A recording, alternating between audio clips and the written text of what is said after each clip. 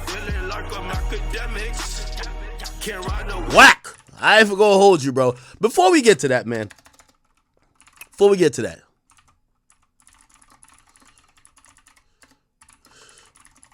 Yo, I ain't gonna lie to you. I ain't gonna lie to you. Chat, the dick riding got to stop. It got to stop. Did y'all see this post by the American Heart Association? They said Kendrick Lamar, not like us, has 101 beats per minute, which is a right tempo for hands-only CPR. The dick riding's got to stop. Like, yo, bro, it's like 9 months later. Like, y'all gotta stop this dick riding. Like, to keep it real, the only way somebody's gonna get a heart attack that's gonna need to play this song is because they're dick riding this song. Yo, this got to stop, bro. Like, this type of dick riding is not, I've never seen, this is Olympic style dick riding. This is like a dick rodeo at this point. Chat, it's not dick riding? Like, come on, bro. Come the fuck on, my nigga. If y'all say this ain't dick riding, y'all got it. This is dick riding.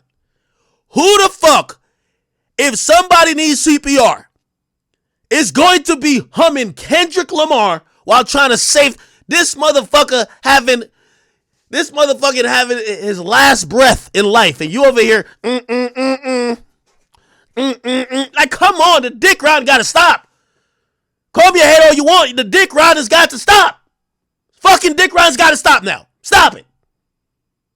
And yes, I would be saying this if they were like, yo, Hotline Bling has the same shit. No, stop the dick riding. Stop it. This is going too far. What type of bullshit is this? Chat, I'm telling you, this is not an anti-Kendrick thing. This is just a dick riding thing, bro. Stop it. Once I seen this, man, I don't know. Anyway, the dick riding gotta stop.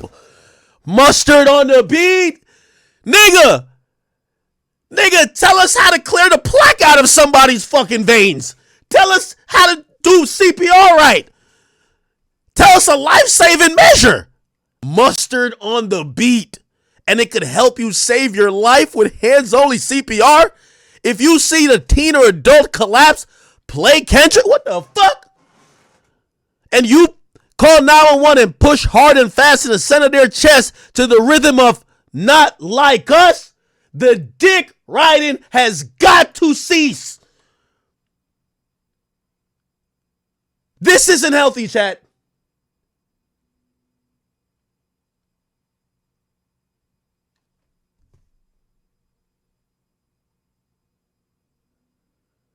Yo, even Kendrick fans could admit, yo, this is dick riding, bro.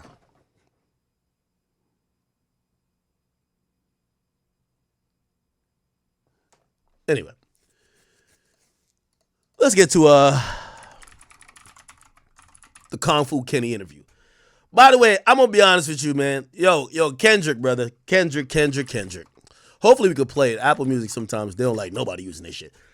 Yo, so he did a whole little press conference. Let's see if we could get into it. Also, there's an interview that's coming out, I guess, with him in a car with somebody. Yo, Kendrick, man.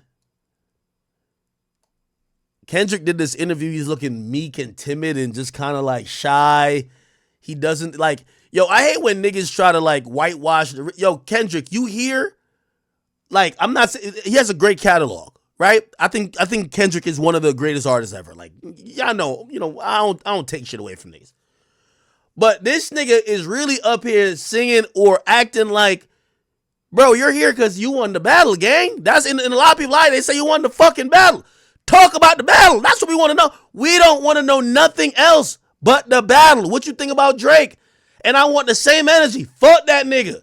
I thought that nigga was a certified. I want to hear it. I want to, like, Tupac would have never done no interview where he's trying to keep it mad PC. He would have said, man, fuck that nigga, Biggie, man.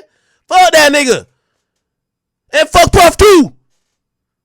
Fuck Bad Boys and Staff record label and the whole mother. Yeah, that's, so anyway, let's get into it. Something that I myself have had to go through. And so I want to educate people about the importance of American Sign Language. I had a joke to say, but we live in a woke era right now and I can't say it. I wish I could be like Kanye a little bit. Not with the hate shit, but got a joke. I think it's funny, but I'm good. I'm good. Okay, anyway. With me, I'm happy to help you on this journey. And I want them to feel that they can do anything. Whatever they want to be, they can do it. I think all of my life, I heard you can't. All right. And he's a big music fan. And he'll have a couple of questions.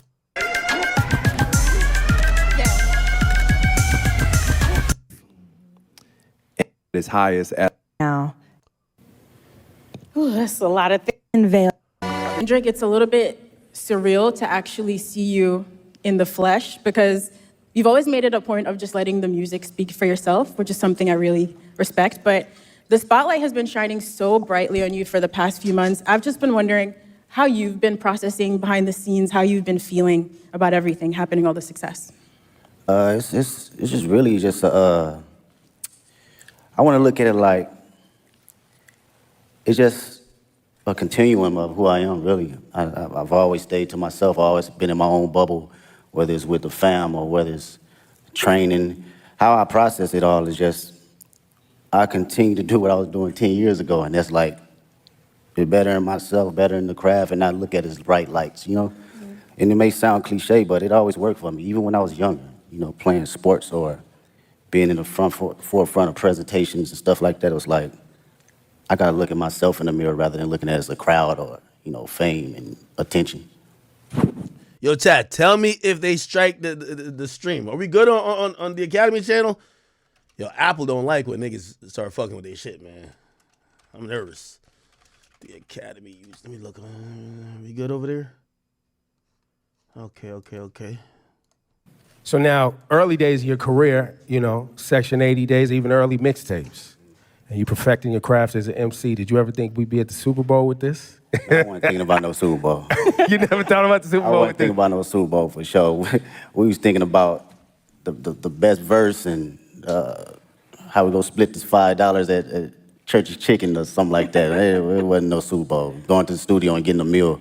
But I think, well, what I know is the passion I have now is still the passion I had then. And I think that carried on to the Super Bowl. So it was all about being present. As long as I was present in the studio and present in whatever that line was or whatever that mistake was, rapping or doing hooks or choruses or whatnot, I was present in that moment. I felt that passion. I think being present and not actually foreseeing everything kept me in the grounded state of mind in order to be at, you know, big stages like this.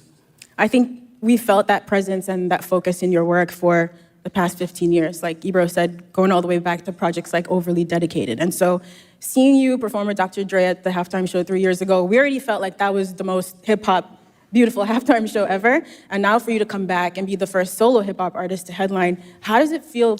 Yeah, Nadeska a little bit nervous, I could tell. But it's a big stage, I get it.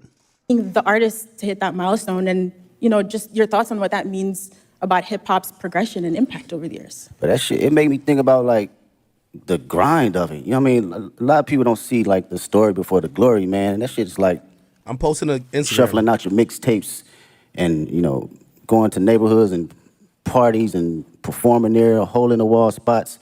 It reminds me of the essence and the core response of rap and hip-hop and how far it can go. So for me, that should mean everything because it puts the culture on the forefront where it needs to be and not minimized to just a catchy song or verse. This is a true art form. So to represent it on this type of stage is like everything that I've worked for and everything. Now, let me ask y'all a question, chat. Do y'all think it is selling out if, you know, he code switches or he kind of does a PG type of interview, no pun intended, because, you know, this might not be the avenue to speak about, you know, certain stuff that you might speak about with a big boy, or I know he's talking on the desk and Ebro, but, you know, this might not be the place and the stage that you have that conversation with. You're in front of a lot of sponsors, or do you think that's fake for him to change his tone because he's in front of these corporate people and, you know, the biggest brands are going to be here. That's who are watching him here. This is why they're doing the interview. Like this press conference, like you got to imagine NFL is selling Super Bowl or whatever, ABC probably broadcast it. They're selling ads at like probably $3 million for 30 seconds. So they need the person who is going to be headlining 20 minutes of the fucking thing to kind of speak to the people who are going to be buying ads. Let them know that it's a good idea to have an ad right before you get on stage or right after. These are big money plays. So, you know, anytime you see these things, they're always talking to advertisers, right? It's a way to get money. It's not for fans. So is it a problem that he dumbs it down because he's talking to sponsors and people who are spending money? Or do you think, nah, it's Kung Fu Kenny, he's supposed to be the realest, he's not supposed to dumb it down ever? You tell me. Thing that I believe in as far as the culture. Like, I live and die by it. This shit done changed my whole family life, so I don't take it for granted at all as far as the art form, you know? It feels like that was a lot what this year was about too, right? Like you, I guess, you know, you took it and put it on your back and you felt like a line needed to be drawn, right? Was that your intent when you rolled out this year? Was like, yo, I'm drawing a line. Like, this is what it is. My intent was to always keep, I think from day one was to always keep the nature of it as a sport. You know, I don't care how motherfuckers look at it as far as like, as a collaborative effort, you know, that's cool too, but I love when artists grit their teeth. Like, I still watch battle raps. I still watch Smack URL from Murder Mook to Lux to Tay-Rock, you know, my bro Daylight. This has always been the core definition of who I am, and it's been that way since day one. So I don't think it was a thing for this year. It was always just a continuum. And what I will say about this year, it was more from a space where I think a lot of people was putting rap to the back, and you didn't see that. You didn't see that grit. You didn't see that bite anymore. So I always took that in consideration in going into any type of my music. That's interesting. So I hope this makes sense, right? You know, we've been following your journey for about 15 years, and am I reaching or I'm like doing too much? I'm expecting him to say, fuck Drake, man. Fuck that nigga, man. That nigga been sneak dissing, man. I've been dissing him. We finally got it on. I beat his ass. I'm expecting some flagrant shit, but I get it. I get it. you have been so consistent in the messaging and the focus, like you said. By the way, I watched this before. I don't think they mentioned Drake at all. And you've always moved with integrity. So in a lot of ways, I feel like we thought we knew exactly who you were as an artist in a positive way. And then last year, it felt like you unlocked a whole new dimension for us. But that person, like you said, was always in there. But I'm wondering, do you still surprise yourself sometimes? You know what I'm getting from that question? Yeah, we thought he was a man of integrity, but you done lied about this nigga, called him all type of PDFs. What's up with you, man, and this fucking lying, nigga? But I think he's going to spin it in the, we haven't seen the battler actually battle, right? We knew he could battle, but we never seen it, right? Sometimes, did you surprise yourself last year, or was it just us, the fans, with our jaws on the floor, just stunned? That's a good question. Surprised myself? Nah, I don't think I surprised myself, because this, for me and for my partners that's been around me since 2005, 2006, like my brothers, they know my personality, they know my capabilities, even when it wasn't presented to the public at first, right? So this is just like a revolving door of what I've been doing in Carson Studios, at the Homie Garage, or my brothers at TDE, or just anybody around the city of Compton in LA. It's just magnified to the level where I've progressed it and did enough hours to know, okay, I know where to place it now. I know how to make it connect with people.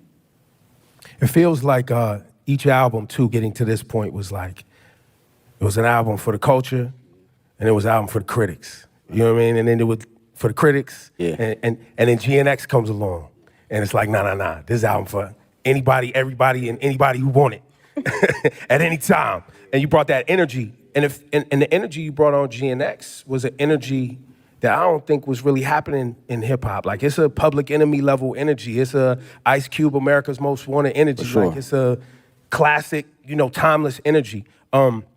Talk about your headspace between Mr. Morale and this GNX. Yeah, no, that's great. Go back even further, man. Speaking on the energy, like, it's my cousins was like DJ Quick, and Dre, these folks that my people was playing. So I always had that DNA. And you heard that DNA a little bit on Good Kid, Mad City, but I want to tell my story first, right? And fast forward to GNX, I felt it was just a perfect time, because not only the energy was lost, but it was an energy that was bubbling inside of me as well. I wanted to go back to the forefront of just the bite and just the grit of rap, just all raps and hard-ass beats. And that's like the basics for me. I thought about, damn, what I used to like when I was a kid. Hard raps, good beats, that's smacking, right? And it was a great transition from Mr. Morale because that was my most intimate. I wanted to go inside of my own psyche and my own personal withdrawals and see how it connects with the public and who can relate. So during this time around, I think it was necessary coming out of that cocoon and feeling like, okay, I arrived now. I can spread my wings and show every state of who I am as far as Kendrick Lamar. And you really did spread your wings. I mean, you just came off a huge Grammy wins. You walked away with 5 awards, and you won Not Like Us won for Song and Record of the Year, which in itself is remarkable. But I think for people who love and respect hip hop and the roots of this culture, the competitive spirit of it, it has been a little bit mind-bending that you created this massive cultural award-winning anthem out of a battle rap song. And how is that something, after you got off that Grammy stage, you got home in some quiet time, what was going through your head? I was just thinking about the culture, really. It's always that for me first. I'm not even bullshitting with you. It's like, when people talk about rap, man, the conversations I hear, they think it's just rap and it's not an actual art form. So when you put records like that at the forefront, it reminds people that this 50 years ago, they forget that it's even been here 50 years, right? And like kind of like belittle it. So I love to see that it gets that type of recognition for just straight raps, from awards to the billboards, all that, because this is truly just as big as an art form and a genre as any other genre. So that's what I think about, and I feel accomplished being able to do that. You know, whether somebody else come behind me and do it again and quadruple it, I love to see it. If that was my purpose to do that, then that's exactly what it was for that particular moment. I think people often miss the significance. Yo, chat, y'all can say I'm hating all y'all want, man. I don't like trying to putting a bow and decorations on a pile of shit. And what I mean by that is I'm not saying nothing with this is a pile of shit. This whole moment we talking about, this fucking interview, him performing at Super Bowl, is a culmination of a really nasty, ugly rap battle on both sides. And trying to act like this is some divine art moment that was, no. This was a nasty, knock him down, drag him out style battle that the biggest battle ever that led up to this moment happening. That's why I don't like us putting sprinkles on shit. Like, nah. This was a nasty war. Nasty. And again, both sides. But us acting like this is some ultimate art shit, I'm like, okay, fine. I'll go with it. Of that Record and Song of the Year award, because that Song of the Year award is a songwriter's award. Like, it's not just the biggest song. It's like someone wrote a song. And you as a songwriter, when you see your name up there and it's written by I'm hating Kendrick, and that's it. Yeah.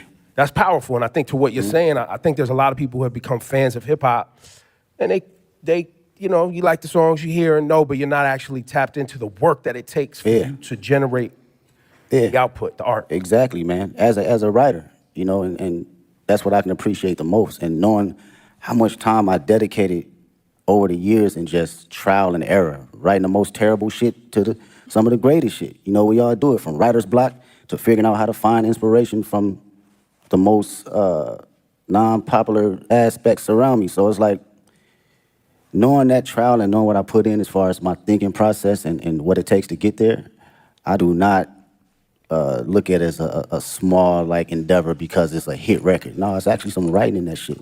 You know, whether it connect with you on a spiritual level, whether it connect with you on a comedic level, whether it connect with you just on a personal dynamic, it's still from a writer's point of view. Yeah, you are an incredible writer. There are songs on GNX like Reincarnated. I didn't know what to do with that song for the first few times I heard of it, just trying to figure out where you possibly came up with the inspiration for a record like that. Like, when you're working on those songs, are you going through multiple versions until the right thing comes to you? It's hard to fathom, I guess is what I'm saying. Yeah, well, records like that, first off, shout out to Tupac. That's the number one. That was always one of my favorite records from him and Outlaws. Well, records like that, it's always going into my mind of like, what if, right? And crafting out my what if ideas to the masses. So when I think about concepts and I think about what I actually believe and what I feel, I just go through a breakdown as if I'm reading a book, you know, and how I want people to hear this from a book sequence. So my initial process is, okay, how can I open them up to the story? And how can I drive them to the ending point to make them feel truly exactly what I'm trying to convey, whether they take their own perspective from it or they take mine. I just want you to feel it first. You know, the writing is there, and now it's up to me to perform it to where you can feel it. Yo, give it up for this guy, Kendrick Lamar. Y'all too quiet, man. This guy, you know, this guy he doesn't sit down and do this too often, so this is a very special conversation, and we appreciate you, bro. Appreciate it. I really do. And shout to SZA, too, because you guys are making history man. right now. Hell and, yeah. and you've seen her from her humble beginnings like she's seen you from your humble beginnings. You've watched her find success, and now y'all sharing the stage at the Super Bowl. Go to this humongous tour that's rolling out next year. Talk about this moment in both of y'all's career. Have you guys had a chance to even see each other in this moment and be like, yo, like? We haven't even had a chance to crash out about it because everything been moving fast, like far as production and rehearsals and stuff. So we speak, but we haven't really got a chance to settle into the moment. For me personally, watching her. I'll be honest though, I have wondered how Kendrick is processing all of this moment. I'm being honest with you. I'm giving some fair critique now, or not critique, but like actually praise. I definitely think in the last 8-9 months, there's few years that I've seen any artist on this much of a run. If I'm just thinking, and it's bigger than just musically, because it was musically, there's a few that come to mind. 2003, when that first year for 50, that shit it felt like thing after thing, just win after win. 2007, Wayne, but that's mostly musically. 2018, I want to say 2018 or 2016, Drake. 2018 or 2016. Yeah, I don't think there's no moment from 20. Yeah, I think the last would have been like 2018 Drake, maybe. Where like we had like a run of maybe a year where like this guy is just knocking everything out the fucking park. And I definitely got to say Kendrick has one of those. Except I'm not gonna lie, there's a lot of like a Super Bowl win, or not win, a Super Bowl halftime performance show. Grammy wins. He swept everything. This might be the best run ever, honestly. Might just once you go outside of music. When you think about the corporate opportunities and, of course, the accolades that are being represented to him, I could see this being, does that make sense? Best run of all time? 2020 Little Baby? Okay, yeah, 2020 Little Baby. Yeah, I'll give you that. 2020 Little Baby. Yeah. You know, her career and where she's come from, it's amazing to see. I get to finally see how certain individuals see me come up in the process, because I seen her day one coming in the studio and writing songs, throwing away songs, writing another song, throwing away songs, and songs is hard. And I understood that process, though, wanting to be great. You know, even when people were saying, this is classic record, she was like, no, I'm gonna write another one. And I understood that, and I seen it, so to see it now magnified, it's like, she always had it, man, she always had it, and I'm just honored to be next to it. Callaghan says, I wouldn't be surprised if bro got a Grammy for this interview. He said this level of glaze is astronomical. By the way, also, chat, what I'm going to do is I'm going to, like, a certain part of the stream, I'm going to put it on members only. So if you're a member, I'm realizing I haven't given you guys enough perks. If you're a member, I'm going to turn both YouTube streams to member only mode, that I could read what you guys are saying, all right? Even though I think it already puts a badge right next to your name. With talent. Yeah, you've both worked really hard to be here in this moment. And on Heart Part 6 is really amazing to hear you detail that journey for old and new fans, coming up through the ranks at TDE and now launching your own agency, PG Lang. So performing at the Super Bowl halftime show is very much, us as fans getting to celebrate you and this beautiful musical legacy, but also now you're stepping out as an entrepreneur. What has it been like to build your own business and to also showcase some of that creativity from your agency on this platform? Oh, man, I love the process. Shout out to PG Lang. Make some noise with PG Lang. Yeah, that's my team, man. It's 30 incredible individuals, 5 extraordinary executives that work day in, day out to make sure we are doing something that will long live the culture. You know, from a music. Did he say 30 or sturdy? There's 30 people that work at PG Lang? Who are the executives at PG Lang? Let me see. Executives PG Lang. 1, 2, 3, 4. Who's the 5th? Didn't they have a website? Okay. Music standpoint, from a creative standpoint, fashion, film, books, day in, day out of just being around like-minded individuals that have different perspectives outside of just music. So through that process, it was a challenge for me, but even more a process of me enjoying, different ideas and different backgrounds and how to look at things. I love it. Somebody says Nadeska let us down act. I don't know if I'm going to blame Nadeska for this. I mean, it's an Apple Music NFL. They call it a press conference, right? I think we wanted some obvious answers, but do we have any examples of other interviews like this in the past? Apparently, this is contractual, so you have to do this interview, right? Being on calls and, formulating business ideas and ventures outside of my usual norm, it challenges me. And I can't wait to see what happens next. I know it's going to happen next. Yeah.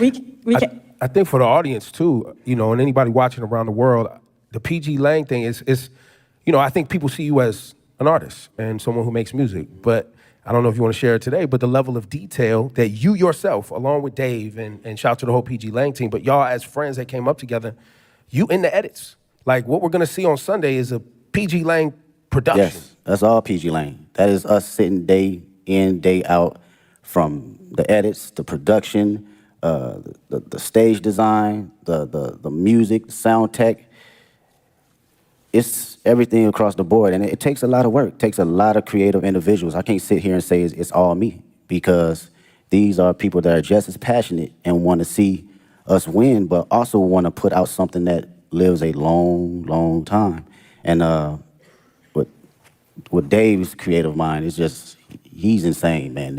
That dude is like Basquiat in so many different fashions. You can clearly pick his brain about anything, and he'll give you an answer right down the middle to help you decide for yourself. So that's something I can always appreciate. Yeah, I'd say with all of your powers combined, y'all are really diabolical. Like, when you roll out the videos, all the visuals for GNX, just the way you all move strategically together, it is inspiring beyond the music. Just thinking about how to approach life and art in a holistic way. And so when it came down to planning for the Super Bowl now, you've teased on the album coming up to New Orleans with this LA energy. How did you guys approach the show and trying to figure out how to pay tribute to the classics in your catalog with this new music and like a 13-minute set list? Yeah, it's wild.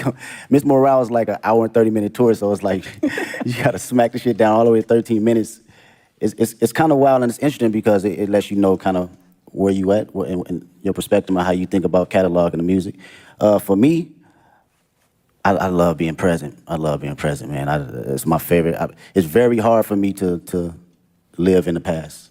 It's very hard. I respect the past wholeheartedly, but being in the now and being just locked into how I feel and the energy I have now, that's the LA energy for me. That's something that I want to carry over to New Orleans and for the world to see. This is me, this is Kendrick Lamar, 37 years old, and I still feel like I'm elevating. I'm still on the journey though, And I want that energy to, ooze out into the televisions and to the people that's in that building. Well, and on that, the connection between Black culture and New Orleans and how important and shaping our ancestors were in this town, music, jazz, all that. You always put our culture and Black culture at the forefront of your brand, your music.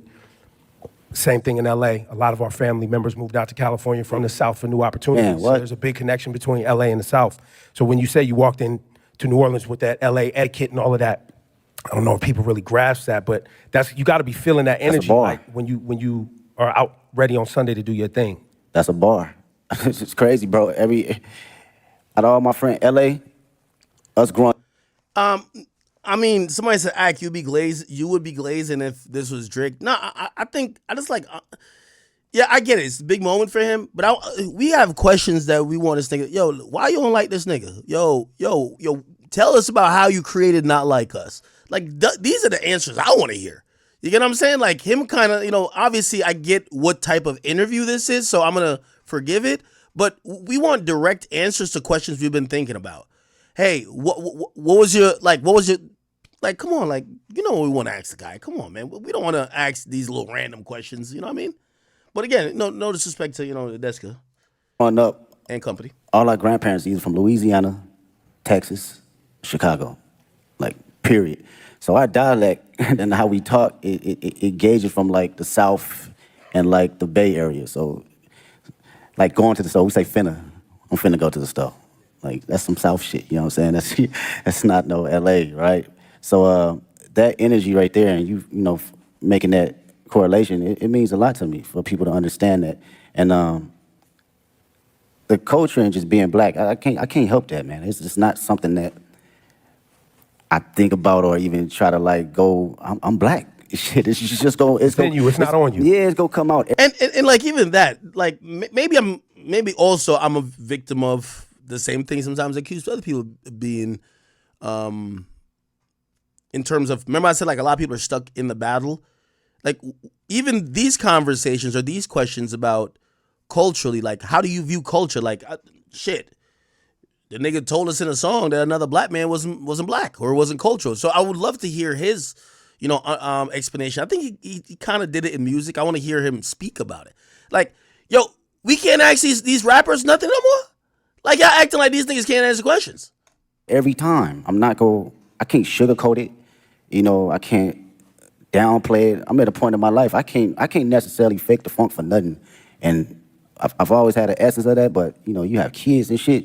That shit's I have to be who I am authentically. And if, the world can't accept that, then so be it. But who rocking with it, I'm gonna put it all the way out there, whether it's in private or whether it's on the main stage. Yeah, I don't think a lot of people and a lot of artists stand in themselves as authentically as you have. And I think one of the questions we've all been wrestling with over the past few months, watching you and the way you've moved, is really what is the role of an artist? And I think lots of people have very different definitions, but young Kendrick, again, back to Overly Dedicated and Section 80 mixed.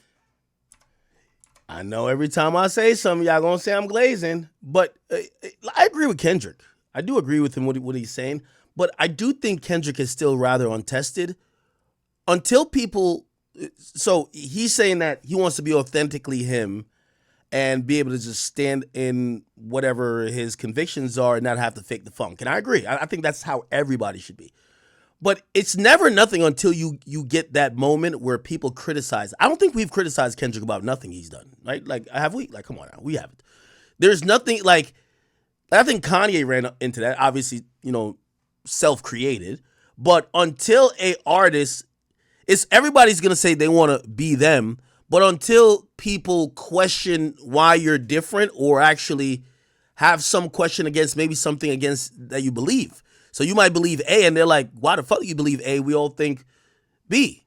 You know what I mean? I think of Kyrie Irving, right? Kyrie Irving was everybody's favorite basketball player, or people loved him until we actually seen that there were some disagreements with a lot of what mainstream people thought and him.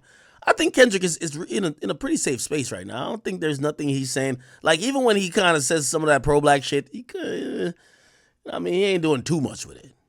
With over the past few months, watching you and the way you've moved, is really what is the role of an artist? And I think lots of people have very different definitions, but young Kendrick, again, back to Overly Dedicated and Section 80 mixtape Kendrick, and GNX Kendrick, Superbowl Grammys Kendrick, has your idea... that was a little bit of glaze. I ain't gonna lie, that was a little bit. Kendrick, and GNX Kendrick, Superbowl Grammys Kendrick, has your idea of what the role of an artist is, you as an artist, has that ever changed? I don't think I knew exactly what my role was early on. I had maybe clues of it, but now today I can truly say it's to express myself and express things that people can necessarily say on the daily and for them to actually relate to. And come from the most vulnerable place where people can actually feel it. I think that is, for me, that's the role for me as an artist. I don't give a fuck what place it comes from. I could be the most angry person on the record. You gonna feel that shit that day if you woke up and you felt that. You wanna smile, you gonna feel it because I'm gonna make sure I'm present that particular time in the studio, in the booth, that I feel happy and I feel energized and I feel, if I feel frustrated, you gonna feel it. And to carry that as an inspiration for people that's listening that may not have a voice, that, I've grew up with cats, still to this day can't have a conversation. The most meanest, aggressive individuals, but they can't even look you in the eye and express themselves the way they want to, so they resort to other things. And when I think about that, and I know that I have the tools necessary to communicate myself properly and effectively, I gotta do it for them. I gotta make records like Reincarnated. I gotta make records like Man in the Garden. I have to, because they feel that way, but they cannot project it. And when they hear somebody actually giving them affirmations, it allows them to speak more freely and be open, because again, I come from the same place they come from. Wow, Kendrick, we might not see you outside again soon after Super Bowl. I know, of course, you have the GNX tour. Listen, I know you also don't love doing interviews, but we are grateful. We're so grateful for all the music and the moments that you've given us over 15 years. And in the last year, your presence and your focus, it is noted. So thank you. We really appreciate it. Thanks for taking our questions. Thanks for fighting for hip-hop, man. Oh, for sure. Thank you for fighting for hip-hop. It is really appreciated. y'all. And now, we have some kids that are gonna ask questions. But I got one more thing for you, Kendrick. Before we go to our friend here, Hayes Adler. What should people expect to see and understand about Sunday's performance? Storytelling. I think I've always been very It is on open about storytelling I'll speed up a through little bit. all my catalog and my history of music. And I've always had a passion about bringing that on whatever stage I'm on, whether it's a war tour or whether it's a 500 people at Key Club. I've always had a form of that. So I like to always carry on that sense of, make people listen, but also see and think a little. I think this is going to be one of those performances where people are going to be digging up Easter eggs for That's the Kendrick years thing, to come. Right? Even when it's not an Easter egg, people gonna make one up, right, Ken? Hayes, this is Hayes Adler. He's got a question for you, What's up, Kendrick. man? Hi, Kendrick. What's going on? How do you prepare for such a big performance?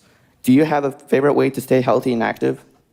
Yeah, I do some laps, whether it's some sprints. If we talking about, let's go from, on a physical level, I'll give you that. Maybe it's a 2-mile warm-up or a mile warm-up, maybe some push-ups, just to get the body movement. Sometimes you be out on that stage, man, it takes. Actually, I definitely respect. There is a diligent, what word am I looking for? Disciplined, actually. It's a very disciplined. I do think Kendrick is a disciplined person who, I'm pretty sure he has some vice. And I guess he's tried to tell us at times, especially in that Mr. Morale album. But he does seem like that person who's disciplined, who probably wakes up at 6, goes on a run. We've seen the videos of him working out. He does look like he carries himself in a disciplined way. So I actually agree with that. And that probably helps with his mentality as well, right? You need some oil on your knees a little bit to get moving and get cranky. So physically, I'm just exercising the body, a little bit of stretching, a little bit of all that. And on a mental level, I'm usually playing some Isley Brothers just to calm not my nerves, but calm my excitement and just give it a balance, So that's my prep right before I go out. Thank you, Hayes. Thank you so much. And now Alvin Williams. How you doing, sir? What's up, Kendrick? What's up, man? I'm a little with Big Brother and Big Sister New Orleans. What has mentorship meant to you during the course of your career? And if you could thank your mentors for believing in you, what would you say? Oh man, mentorship has been everything. To be around individuals that had experienced every little thing that you think that you're the first person to go through it with, it's a difficult task when you're a young individual, because you're like, shit, you don't know what you're talking about. But as you progress and you be like, damn, he or she was right, you begin to understand life a little bit better and not be so judgmental to people that have been here before you, right? The greatest thing I would say mentors, a couple mentors that given me was like affirmation, and to always give myself space to believe in who I am, even when I wasn't feeling it, right? You can accomplish so many small things or big things, and you still can fall in a slump where you doubt yourself. And even though these mentors haven't seen the It's a fucking good answer. I gotta be honest. It's a pretty good answer. God, I'm giving it up too, bro. spaces and been in the places I've been in, it was always time to allow me to share exactly who I am or how they see me and what I'm capable to give to the world. And I think that goes a long way, you know, from people in the highest places and the lowest places. We all need them. All right, thank you. Thank you. Thanks, Alvin. And we have one more question from young Dylan. What's up, Mr. Kendrick Lamar? There you go. That's an artist right there. Yes, sir. It's a truly honor to meet you. And my question I have for you is, what advice could you give to kids about not being like anyone else? And how could they stay authentic while pursuing your path? It's a great question. They said the number one thing people feel in the room, you know, over love and over fear is authentic, being authentic. And this is some, my homegirl, Ink, actually, we was talking about this in the studio. She brought this in the studio. And I was like, damn, how many times I've been in a room where people felt you so intensely that it inspired them and inspired the person next to them and inspired the people in their household. So how to stay authentic? Was that the question? Or you have to believe in yourself and have to know that it's only one you. You're an amazing individual, unique. You're a miracle. I wake up every day and I'm like, this shit is crazy. Not crazy from a standpoint of being a celebrity. Crazy, just life. It's just. I'm wondering if I'm Kendrick, I'd be shooting a goddamn documentary. I would love to see what the last few months for him has been like his reaction to certain things that, you know, I think he's done a good job of staying out of the way, but I think a lot of things fell in his lap. Pause. And what I mean by that is a lot of amazing moments, or the music has taken a life of itself. That you have even the American Heart Association saying, yo, just if somebody dying, just think about not like us. You know what I mean? And these are things that I imagine him just sitting back and be like, yo, this is bigger than Nino Brown, man. This is bigger than just what I got going on. You know what I mean? I wanted to see like the behind the scenes and him like witnessing and experiencing that and how much maybe he was in control of it. It's wild when you really sit down and just think about it and just bug out on some wild shit. It's wild. And to know that you are in this existence and in this world as one individual, it's only you, you have to know that you got to carry that authentic nature of allowing yourself to say, this is who I am. This is how people are going to see me and also going to respect me, and it's going to inspire people to have truth, because when everyone's authentic, what comes out of that is true love. There's no boundaries. We don't have any courtship on judgment. We don't have any perception of being able to ridicule anyone, because you showing up as your true self, I'm showing up as my true self, and carrying that nature to take you places. Appreciate you. His answers are just as thoughtful as in the music. It's ridiculous. Thank you, Dylan. Thank you, Kendrick. Appreciate you. Ladies and gentlemen, one more time for the great Kendrick Lamar, please.